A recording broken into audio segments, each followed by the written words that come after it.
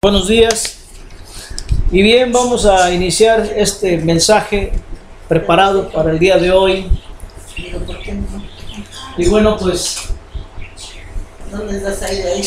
vamos a partir de una pregunta. Vamos a partir de una pregunta que es importante para que analicemos de qué se trata y qué respuesta podemos darle. La pregunta es: ¿le importa a Dios lo que tienes? ¿Lo que tenemos cada uno de nosotros? ¿Le importa a Él? Bueno, pues vamos a analizar una escritura de Lucas 9, del 1 al 17, para encontrar una respuesta, porque muchas veces hay gente que se siente frustrada o se siente impotente ante Dios, porque se siente nada, se siente vacía, se siente disminuida ante la grandeza de Dios y piensa que Dios quiere que le dé mucho. Vamos a introducir el tema primeramente, y aquí es donde empezamos a ver que hay gente que se preocupa porque no tiene nada que darle a Dios. Y bueno, y esta carencia la hace vivir estresada por ser pobre, o porque no puede trabajar, porque tiene capacidad diferente, es persona discapacitada, es persona inmigrante, es persona despreciada. Bueno, hay tanta gente que no tiene nada y que vive pobreza y pobreza extrema. Y bueno, pues, ¿qué puede darle a Dios? Porque muchas veces en la vida pensamos en términos materiales, en términos físicos, en términos económicos.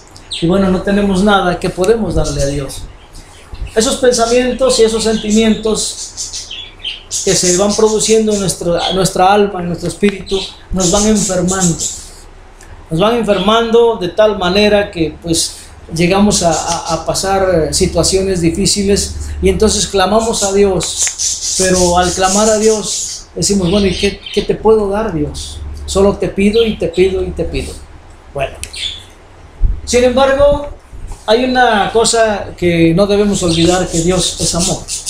Él mismo dice que es el amor. Y que Dios no nos pide nada que no tengamos también. Porque lo que nos pudiera pedir, lo tenemos. ¿Sí? Vamos a ver por qué. Sin embargo, alguien me predica que necesitamos darle a Dios muchas veces más de lo que no tenemos.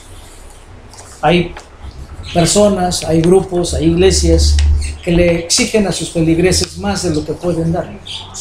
Y entonces hay una vida estresada, una vida de decepción a veces, de inseguridad más que nada. Y ante Dios debemos estar seguros de su amor, de su protección y de su provisión, más que nada. Bien, pero Él ha venido a buscarnos en nuestra pobreza. Esa es la gran verdad y eso es lo que nos debe producir alegría. Él ha venido a buscarnos en nuestra pobreza, o en nuestra discapacidad, o en nuestros problemas, o donde estemos y como estemos. Él ha venido a nosotros, y lo más hermoso es que nos ha encontrado a las ovejas perdidas, que somos nosotros. Y qué bueno que así sea, ¿verdad? Bueno, ahora entonces, ¿realmente le importa a Dios lo que tenemos? Él ha venido a nuestra pobreza, Él ha venido a nuestras carencias, Él ha venido siendo Dios, siendo divino, siendo todopoderoso, ha venido a la humanidad. Y la humanidad vive en muerte. Recordemos que Adán, por el pecado de Adán, la humanidad murió allá en el Edén. Pero Cristo ha venido a resucitarla. Entonces, ha venido Dios en la presencia de Cristo y nos ha encontrado. Entonces, le importa lo que tenemos, y en todo caso, si no tenemos nada, ¿qué? De todos modos, Él ya vino a buscarnos. Tanta gente que no sabe esto, tanta gente que vive en esta situación que estamos planteando, no sabe que ya Cristo vino a rescatarlo. Cristo vino a su pobreza Cristo vino a su situación y ha encontrado a la gente y ha sanado esa alma, ha sanado ese espíritu, ha sanado a esta persona con su presencia, aunque ella no lo sepa. Aunque ella no lo sepa, y muchas veces necesitamos nosotros proclamar para que sepa, ¿sí? Y Dios abre la mente y el corazón de las personas. Bueno, vamos a ver la escritura. La escritura es un poquito larga y vamos a ver nomás unos cuantos puntos. Son dos aspectos muy importantes de esta parte del Evangelio, del capítulo 9 de Lucas, del 1 al 17. Dice así la primera parte. Cierto día Jesús reunió a sus 12 discípulos y les dio poder y autoridad para expulsar a todos los demonios y sanar enfermedades. Les dio poder y autoridad para expulsar los demonios y sanar enfermedades. Y luego los envió para que anunciaran a todos acerca del reino de Dios y sanaran a los enfermos. Les dio poder. Ese poder que les dio a sus discípulos es el mismo poder que nos da a nosotros también, ¿sí? Y también nos puede enviar a anunciar y nos dice que hagamos la obra, que cumplamos la gran comisión de ir y hacer discípulos a todas las naciones, ¿sí? Y Él está con nosotros hasta el fin del mundo. Y lo que nosotros hemos recibido, quiere que también otras personas lo reciban. Y Él puede hacerlo directamente, pero nos ocupa también a nosotros para llevar su palabra y llevar su presencia. Bien. Y luego viene algo muy importante. Les dio las siguientes instrucciones. Fíjense bien lo que dice acá. No lleven nada para el viaje, ni bastón, ni bolso de viaje, ni comida, ni dinero, ni siquiera una muda de ropa.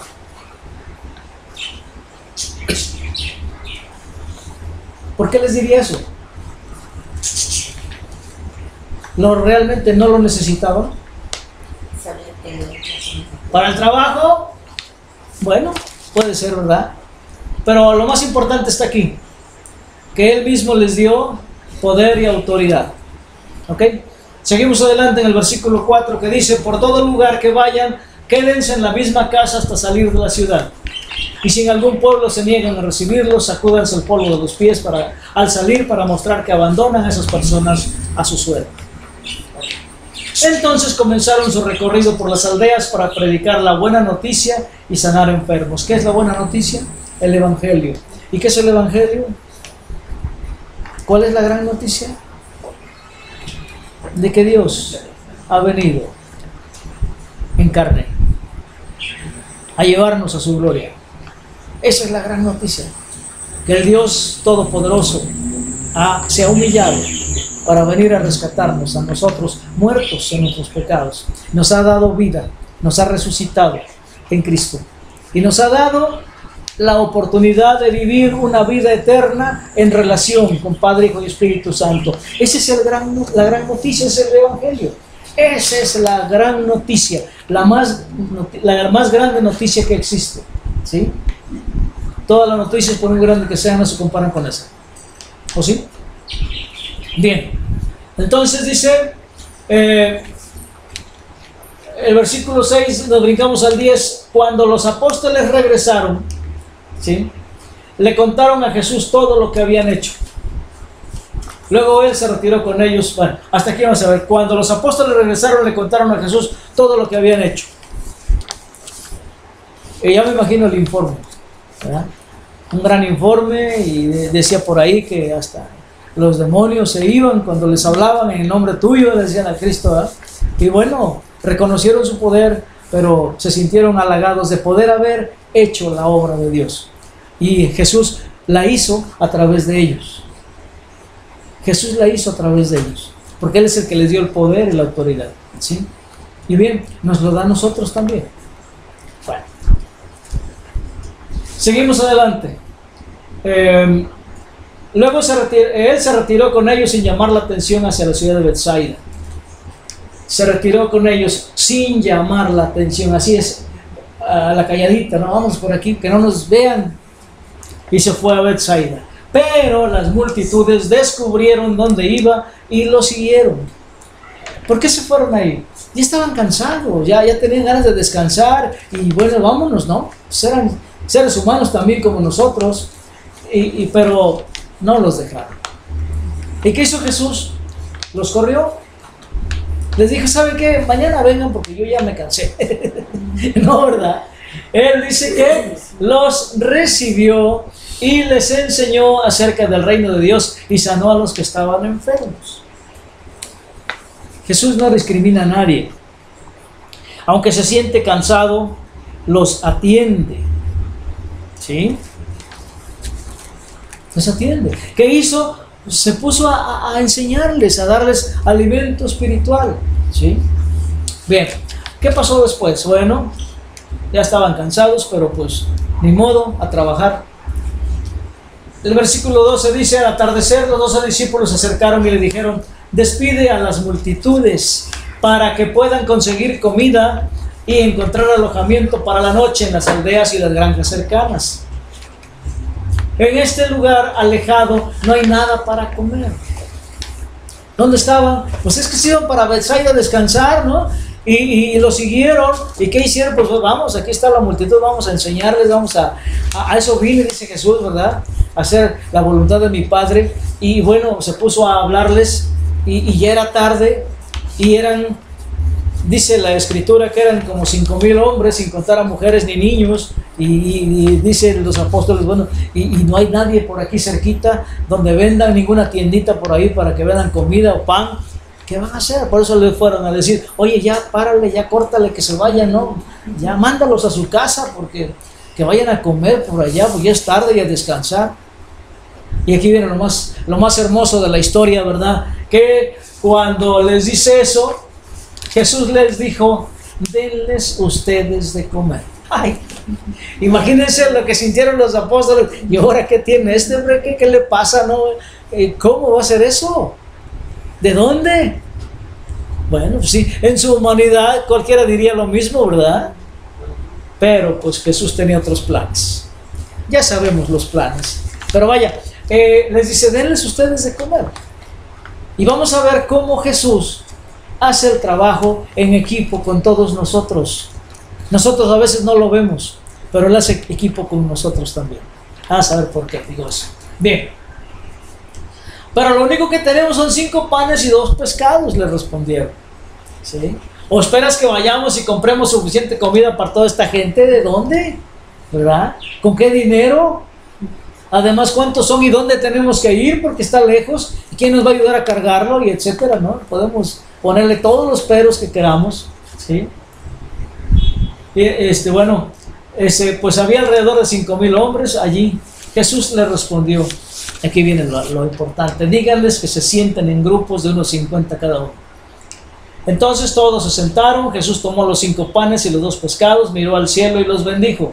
Luego, a medida que partía los panes en trozos, se los daba a sus discípulos junto con los pescados para que los distribuyeran entre la gente. Y vean lo hermoso del versículo 17. Todos comieron cuanto quisieron. O sea, no nomás hicieron su hambre, comieron de más, vaya. Quedaron satisfechos hasta ya decir, ya no quiero nada. Y después los discípulos juntaron 12 canastas con lo que sobró. ¿Sí captan la magnitud del milagro? Sí, eran 5 panes y 2 peces. ¿Ah? Jesús alimentó primero a la gente espiritualmente y después los alimentó físicamente, dando a entender y diciéndoles sin palabras que Él es nuestro proveedor. Y la lección para los discípulos es que aprendan a confiar en mí. Si yo ya les di poder y autoridad para ir y predicar y sanar enfermos y expulsar demonios, ¿por qué dudan de que no pudiéramos haberles dado de comer? Por eso yo les dije, denles ustedes de comer. ¿Por qué? Porque yo les di a ustedes poder y autoridad. Pero como buenos humanos, ya no se habían dado cuenta que no tenían ese poder. O más bien, no captaron que ya tenían ese poder. ¿Se dan cuenta? Esta es la lección para nosotros también. Y bien, pues Él hizo el trabajo. Y de todos modos, si los discípulos hubieran empezado a querer hacer el trabajo, Jesús lo hubiera hecho también a través de ellos. Y ellos hubieran sido los protagonistas más grandes de la historia. Sin embargo, Jesús fue el que se mostró como nuestro proveedor. Todo está previsto por Dios.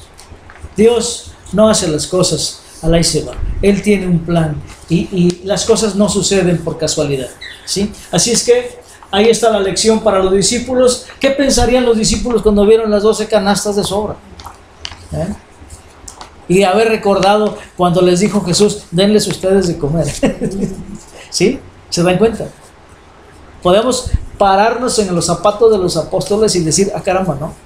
Podemos comprender eso, haberlo vivido en ese momento, ¿sí? Gracias al Espíritu podemos revivir esta historia en nuestras vidas. Y podemos cerrar los ojos y vernos ahí en ese campo con tanta gente, todos sentados, comiendo, hasta saciarse, ¿sí? Y recoger las obras, ¿sí? Bueno, en base a esta escritura, que tiene propiamente, yo le veo dos aspectos muy importantes que los vamos a analizar ahorita. Se trata de lo siguiente. Comenzamos con la primera. Dice ahí el título, carga ligera que no estorba. Recuerdo lo que dijo Jesús cuando les decía a los discípulos, lleven mi yugo, que mi yugo es fácil y ligera mi carga. ¿Se acuerdan? Mateo 6, por ahí anda en la enseñanza del Sermón del Monte. Bueno, aquí yo lo recuerdo cuando les dice a los discípulos, no lleven nada para el viaje, ni bastón, ni bolso de viaje, ni comida, ni dinero, ni siquiera una muda de ropa. Recordamos las palabras de Jesús en Mateo 6, cuando dice de que no se preocupen por lo que tienen que comer, lo que tengan que vestir, ¿sí? Busquen primero el reino de Dios, su justicia, y lo demás les será añadido, ¿sí? Entonces aquí necesitamos, como los apóstoles, recordar eso y estar confiados de que Dios va a suplir las necesidades más ingentes, ¿sí? Pero primero hay que hacer la obra. Bueno, busca primero el reino de Dios, ¿no? Hay que hacer la obra. Entonces en esta escritura de Lucas 9:3 empezamos a comprender por qué caramba les dice Jesús que no lleven nada. No lo necesitan, van a hacer la obra en mi nombre y yo lo puedo hacer todo y lo voy a hacer a través de ustedes. Bien, aprendamos esto. Así como el Padre envió a Jesús, así Jesús nos envía a nosotros. Así como Jesús envió a los discípulos en la historia de Lucas 9, también nos está enviando a nosotros a que vayamos y proclamemos el Evangelio, ¿sí? Que no llevemos nada. ¿Se dan cuenta? Lo podemos hacer con palabras, pero también lo podemos hacer sin palabras. Y no necesitamos llevar mudas, no necesitamos llevar nada más que la palabra, ¿sí? Y debemos hacerlo porque Él está con nosotros. Él es el que hace la obra. Y como dice Él, así como el Padre me envió a mí, yo los envío a ustedes. ¿Ok? Bueno. Pero nos envía sin nada de previsión. Sin nada físico. Sin nada físico, porque nos envía con un cargamento que es su propia presencia en nuestras vidas. Acuérdense que Él va a poner las palabras adecuadas en nuestros labios para hablar y los sentimientos y las actitudes para actuar. Quiere que solo confiemos en Él. Esa es la parte importante, la primera parte de la historia que quiero subrayar, que es confiemos en Él, ¿sí? Él es quien da el poder para hacer las cosas, cualquier cosa, ¿sí? Esta circunstancia y esta enseñanza nos lleva a solo confiar en Él, ¿sí? A solo confiar en Él. Él es todo lo que necesitamos en esta vida y en la otra. No necesitamos más. Es más, para vivir nuestra propia vida en comunión con Padre, Hijo, Espíritu Santo y alabarlo como lo vimos la semana pasada, alabarlo con nuestros actos, con nuestras actitudes, con nuestros pensamientos, con nuestros sentimientos, con todo lo que somos, debemos confiar en Él y porque Él es todo lo que necesitamos para vivir.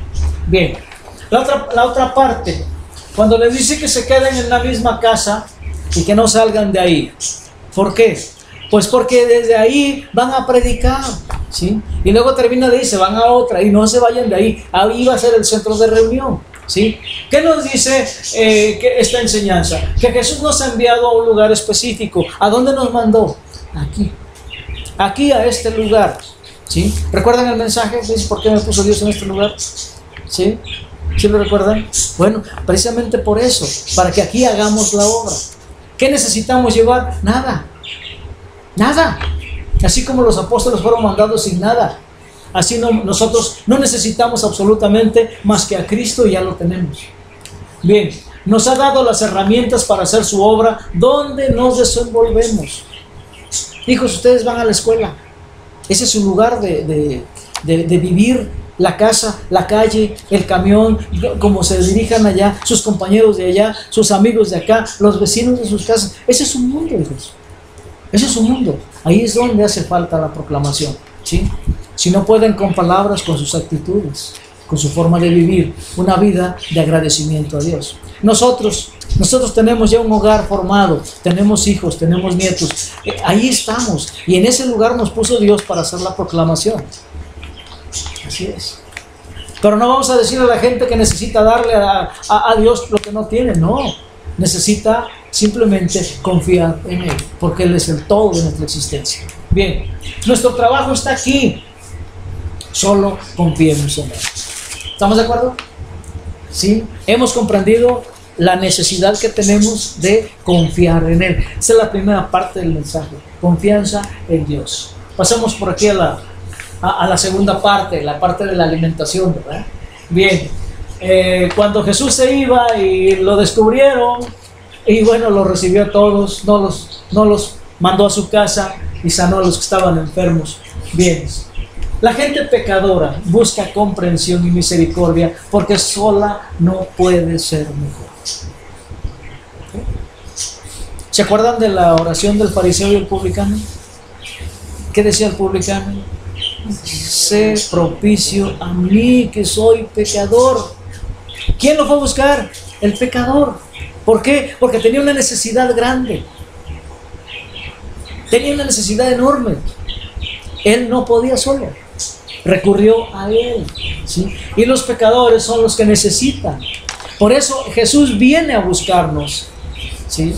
A nuestro pecado, a nuestra inmundicia. Recuerden, yo sigo insistiendo en la imagen del pesebre, del establo donde nació Jesús. Es un lugar de inmundicia, un lugar sucio, un lugar que huele feo, que es despreciable, que no es muy agradable meterse en un establo, ¿sí? Ahí vino el Rey del universo, ¿sí? Vino a nuestra inmundicia, vino a nuestro pecado, a nuestra maldad, a nuestro odio, a nuestro rencor, a todo lo que la naturaleza humana nos hace vivir, ¿sí?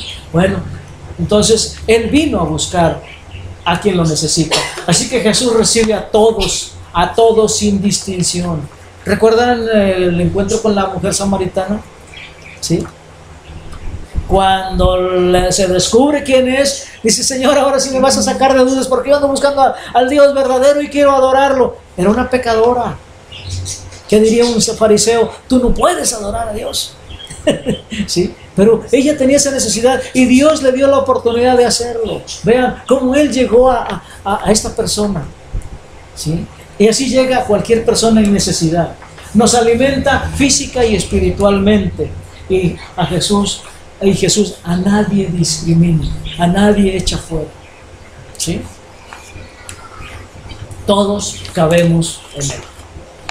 Todos cabemos en Él. Por eso Dios se hizo carne, para que llevara a toda la humanidad al seno de Padre, Hijo y Espíritu Santo. Vemos entonces, confianza en Dios, confiamos en Él, seguimos confiando en Él. Bueno, ¿podemos hacer la obra? Sí, sí podemos hacer la obra. Cuando Jesús le dice a los discípulos: denles ustedes de comer. ¿Qué aprendemos aquí? Que Jesús quiere que hagamos una obra específica.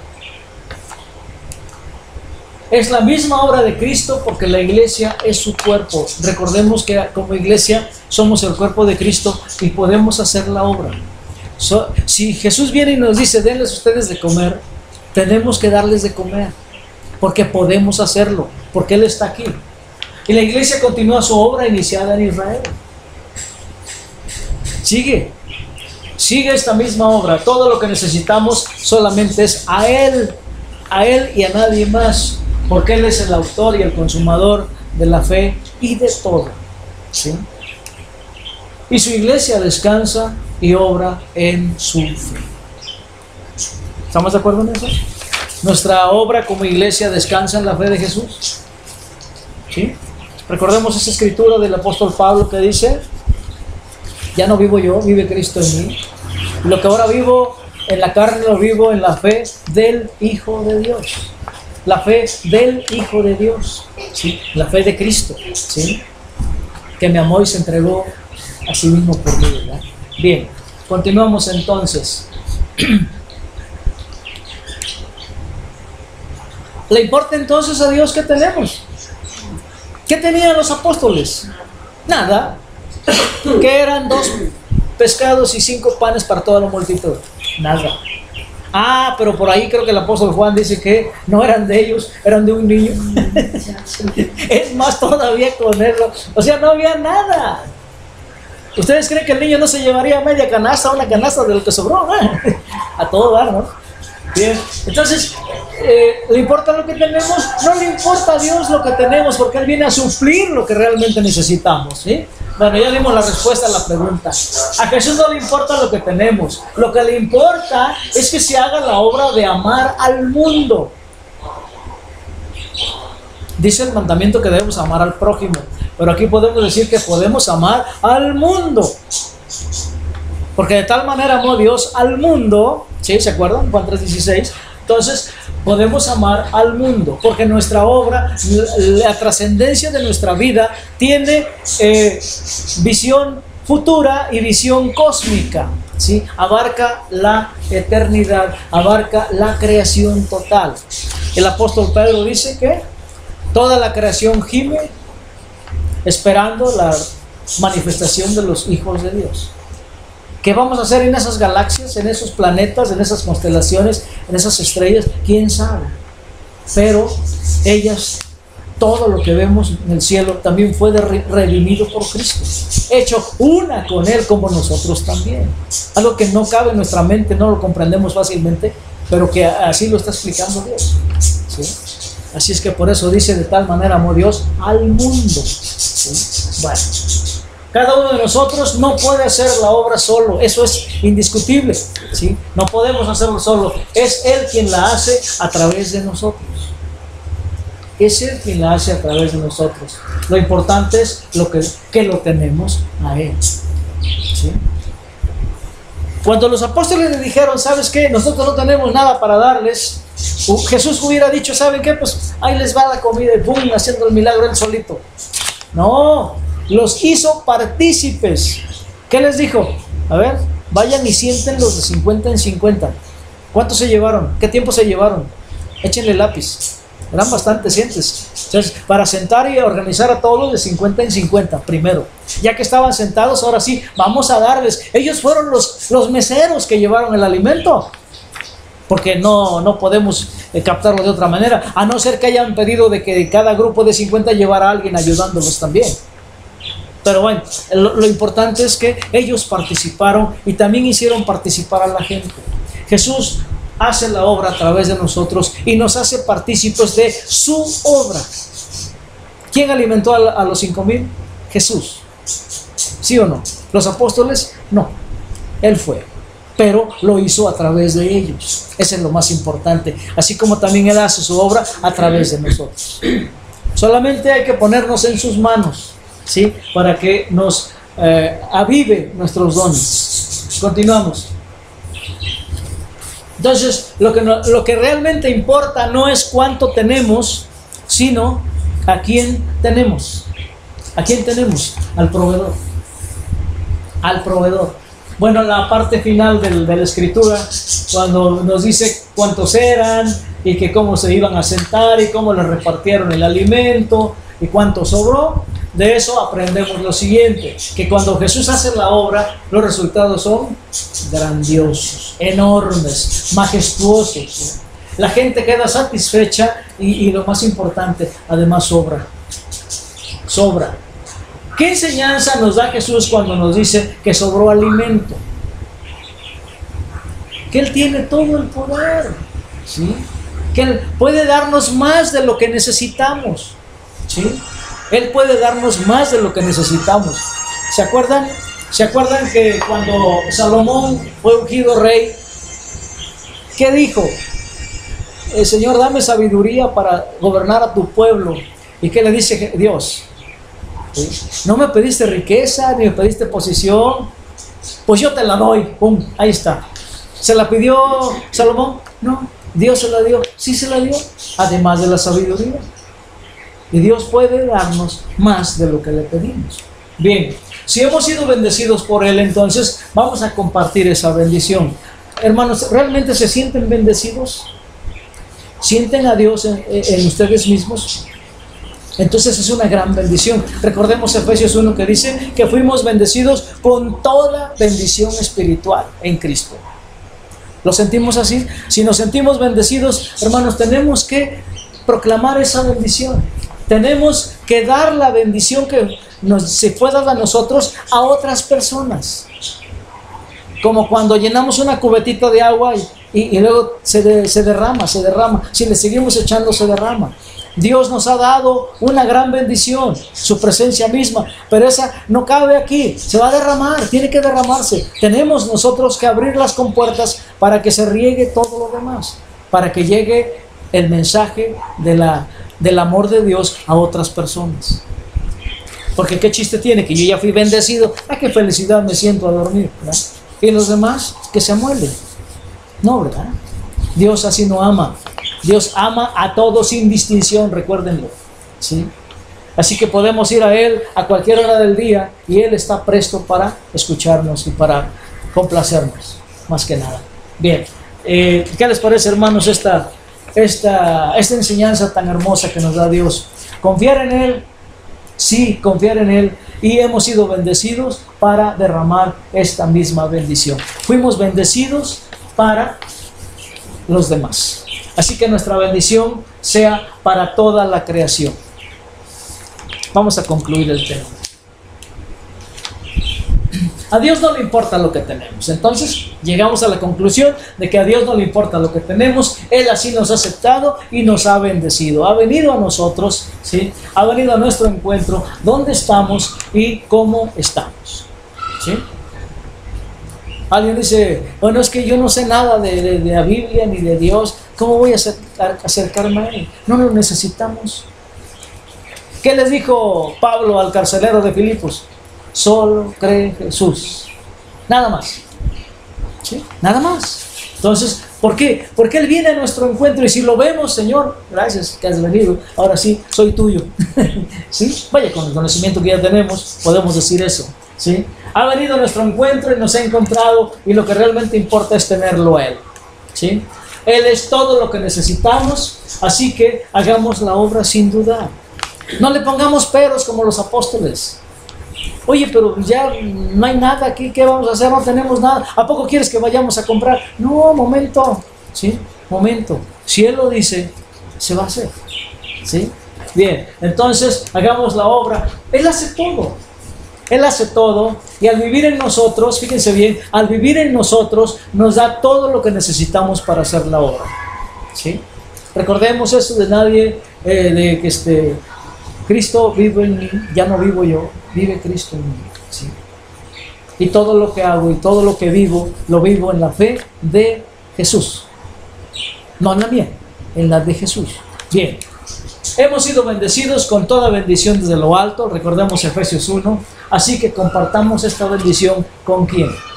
Con todo lo que nos rodea. Sean gentes, sea la misma tierra, sea el universo, sea todo. Vamos a dar gracias, Señor.